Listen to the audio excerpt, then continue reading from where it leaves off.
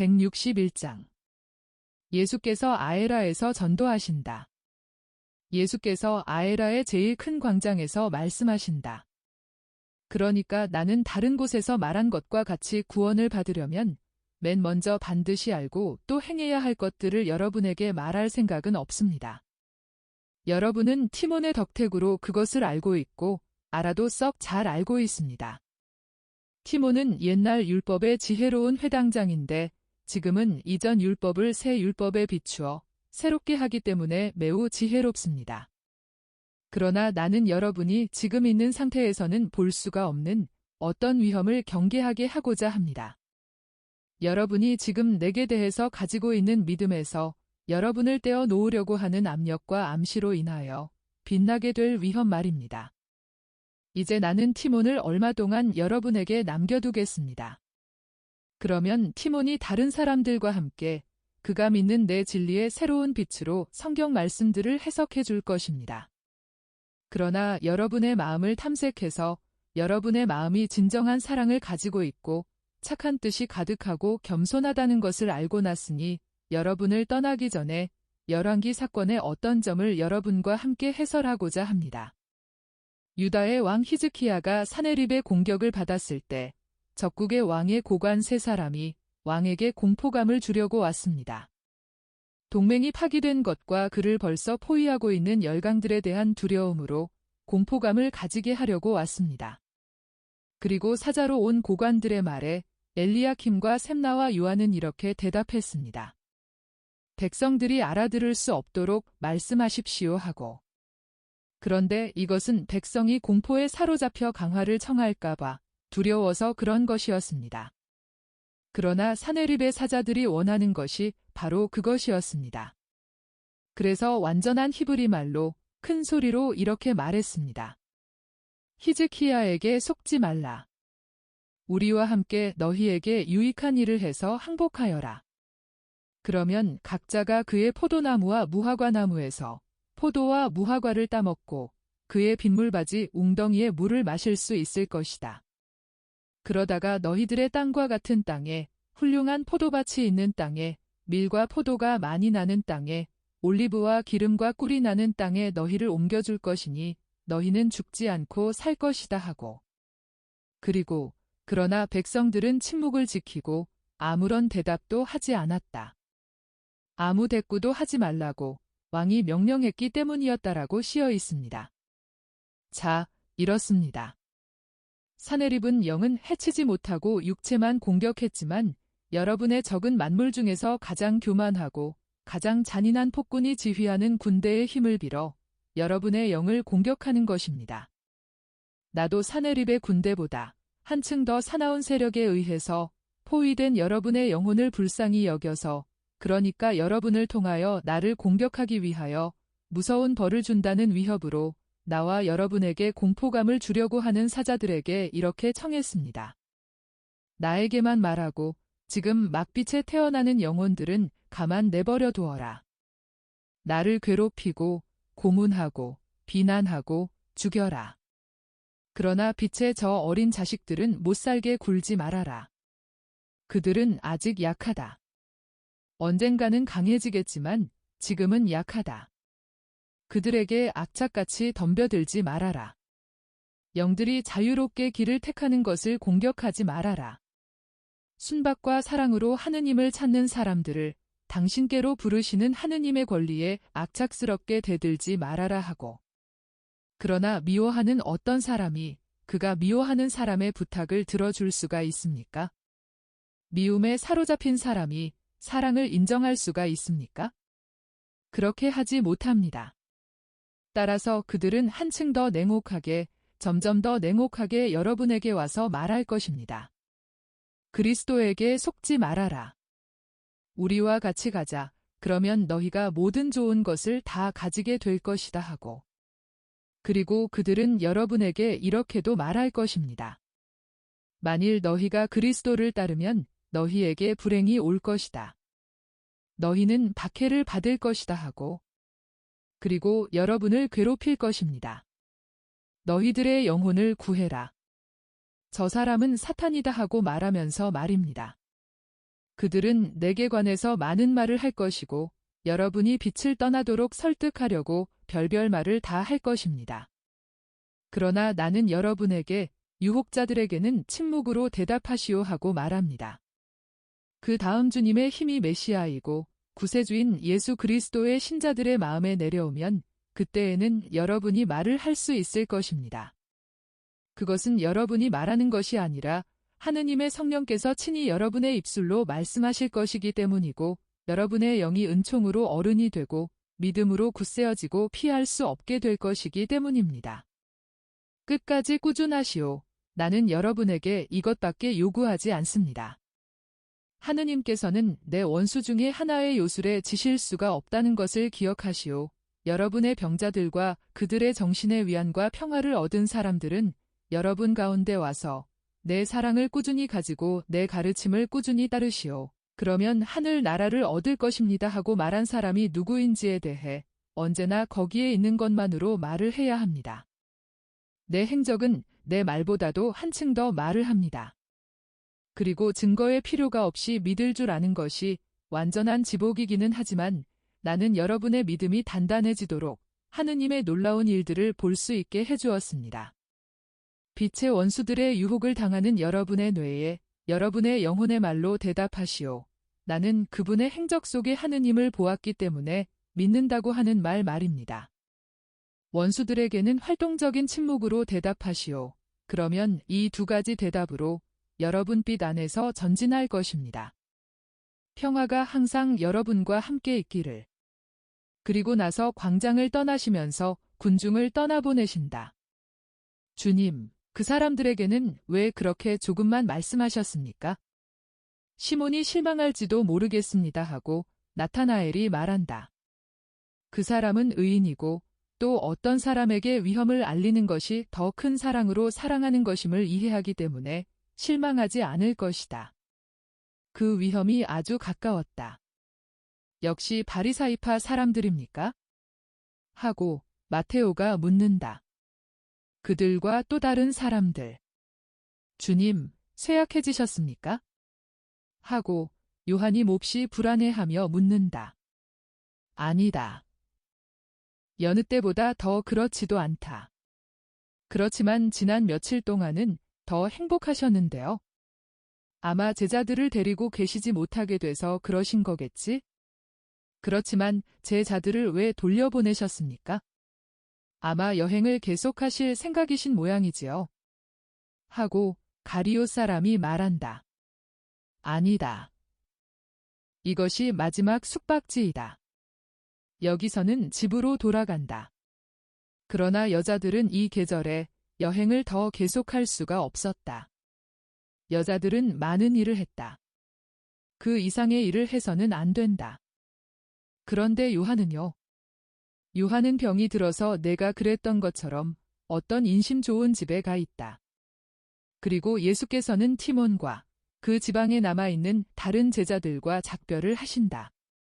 그런데 그들에게 다른 충고를 주시지 않는 것을 보니 틀림없이 미래에 대한 명령을 주신 모양이다. 일행은 티몬의 집 문지방에 있다. 예수께서 여주인에게 다시 한번 강복을 주시고자 하셨기 때문이었다. 군중은 공손하게 예수를 지켜보고 있다가 변두리와 정원들과 들판을 향하여 다시 길을 걷기 시작하시자 예수를 따라온다. 그리고 가장 끈질긴 사람들은 약간 떼를 지어 따라오는데 그 집단은 점점 수가 적어져서 마침내는 9사람이 남았다가 5사람, 3사람, 1사람이 남게 되었다. 이 마지막 사람까지도 아에라로 돌아가고 예수께서는 12사도만 데리고 서쪽을 향하여 가신다. 헤르마스테아는 티몬과 같이 남아 있었다. 예수께서 말씀하신다. 이렇게 해서 여행, 두 번째 큰 사도적 여행은 끝났다. 이제는 갈릴레아에 잘 아는 들판으로 돌아간다. 가엾은 말이야, 너는 엔도르의 요한보다도 더 한계에 이르렀다. 우리는 호기심 많은 연구자들에게 많은 것을 주었다. 그런데도 그들은 여전히 호기심 많은 연구자들일 것이다. 그 이상의 아무것도 아닐 것이다. 그러나 이제는 그만이다. 내 기운이 파해간다. 이제는 말만을 위해 너를 남겨두어라.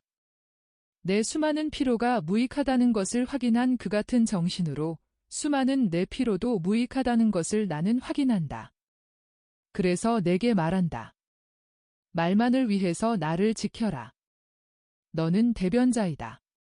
오. 정말이지. 우리가 피리를 불었는데 너희들은 노래를 하지 않았고 우리가 곡을 했는데 너희들은 울지 않았다 하는 말이 내 경우에 되풀이 된다. 너는 내 말만을 되풀이했다. 그랬더니 까다로운 박사들은 코를 찡그렸다. 너는 내 말에 내 묘사를 합쳤다. 그랬더니 사람들은 트집을 잡았다. 이제 그 사람들은 또 트집을 잡을 것이다. 그런데 너는 한계에 이르렀다. 내가 여행을 묘사해야 할 것을 내가 말해주마. 나 혼자만이. 내가 너를 친 것이 거의 1년이 되어간다. 그러나 이 해가 끝나기 전에 내 가슴에 와서 다시 쉬고 싶으냐? 그러면 오너라, 어린 순교자야. 162장. 마리아와 마티아. 나는 비가 오는 어둠침침한 날에 메론 호수를 다시 본다. 진흙탕과 구름. 저교와 안개. 지평선은 구름 속으로 사라진다. 헤르몬 산맥은 낮게 깔린 구름층에 묻혀 있다. 그러나 이곳에서는 물이 부른 수많은 개울에서 흘러들어오는 흙탕물과 11월에 구름 덮인 하늘 때문에 아주 회색과 누런색이 된 작은 호수 가까이에 있는 높은 고원 요르단강 상류에 물이 흘러들어오는 저 작은 거울 같은 물이 잘 보인다. 요르단강은 나중에 이 호수에서 빠져나가 더 큰 다른 호수, 즉 겟네사렛 호수에 물을 대준다.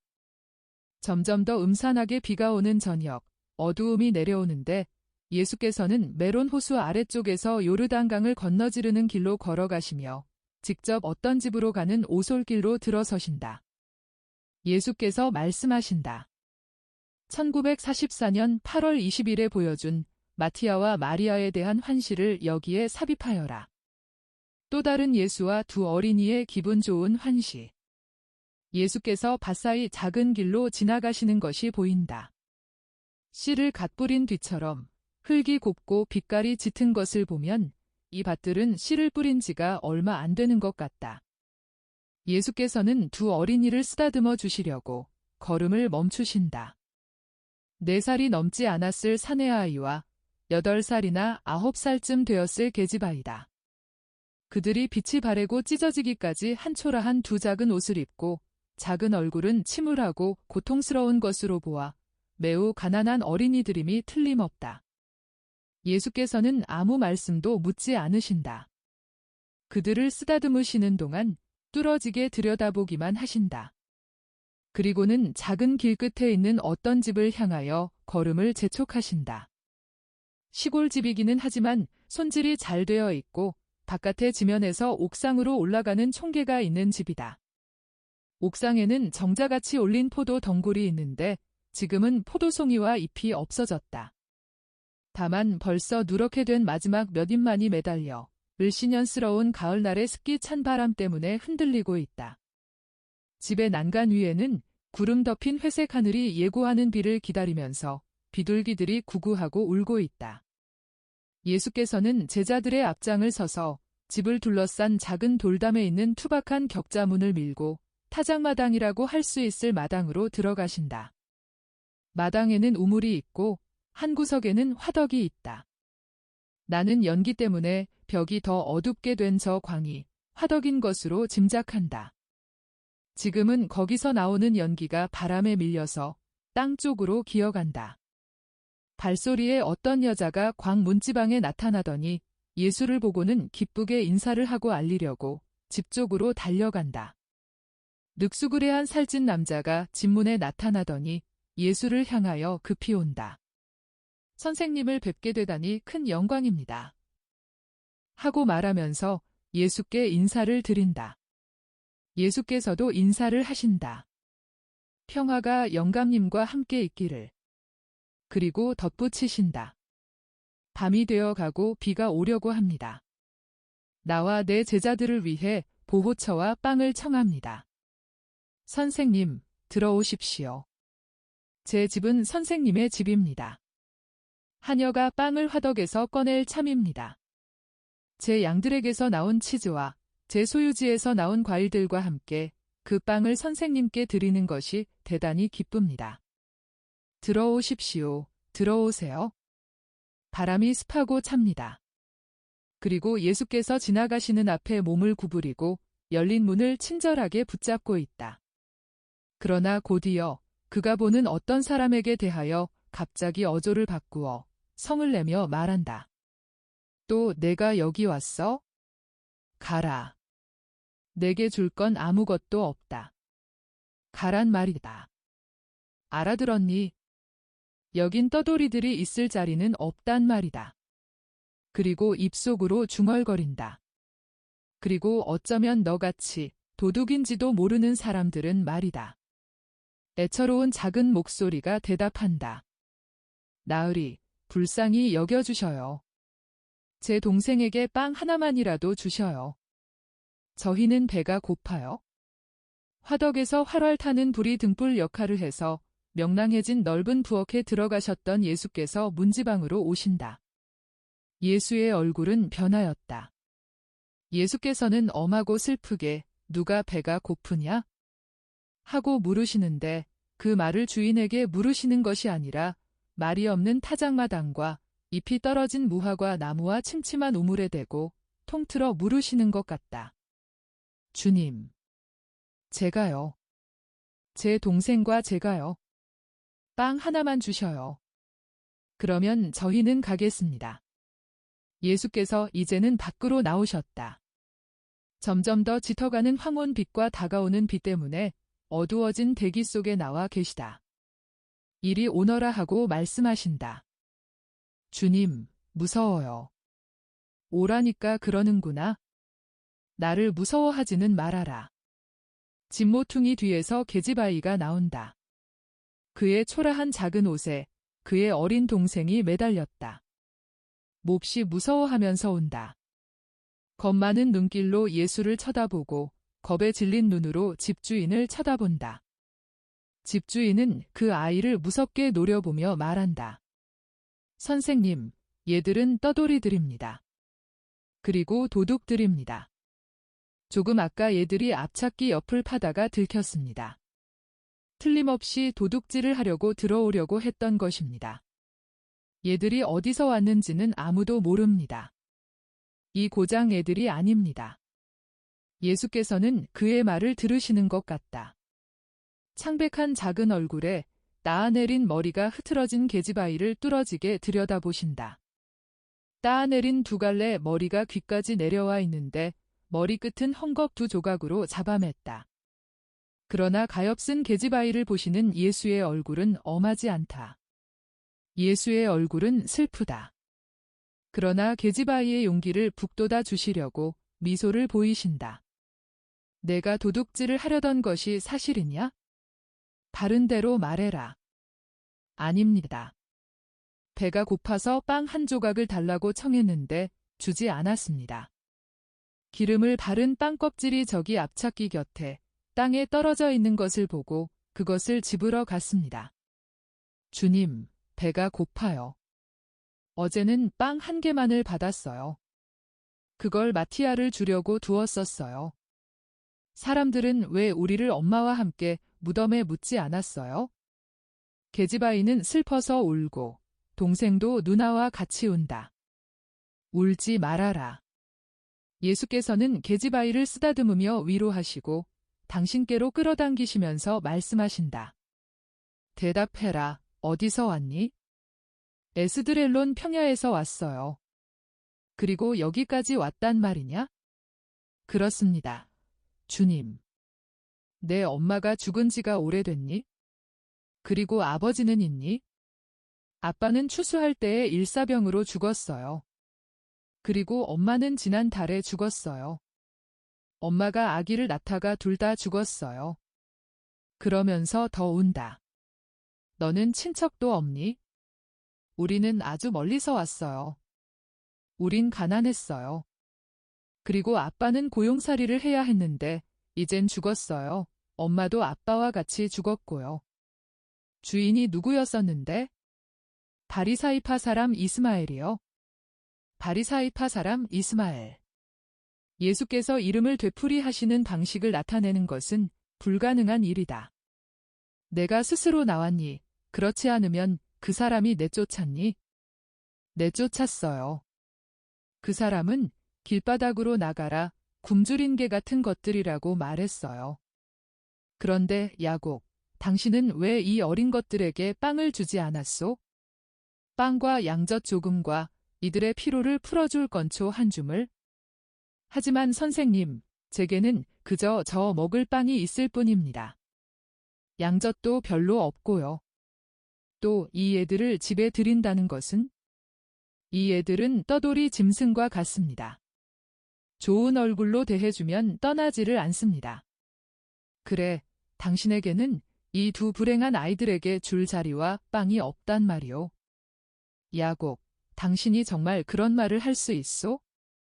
풍성한 추수와 포도주, 많은 기름, 수많은 과일 때문에 올해의 당신의 토지는 그 소출로 인해서 유명하게 되었소. 당신 아직도 기억하시오? 작년에는 우박이 당신 재산을 망쳐놓아서 당신은 목숨의 불안을 느끼고 있었소. 그때 내가 와서 빵을 청했었소. 당신은 어느 날 내가 말하는 것을 듣고 나를 충실히 따르고 있었소. 그리고 당신의 고뇌 중에서도 당신의 마음과 집의 문을 열어 내게 빵과 거점할 곳을 주었소. 그리고 이튿날 아침 나가면서 내가 뭐라고 말했소?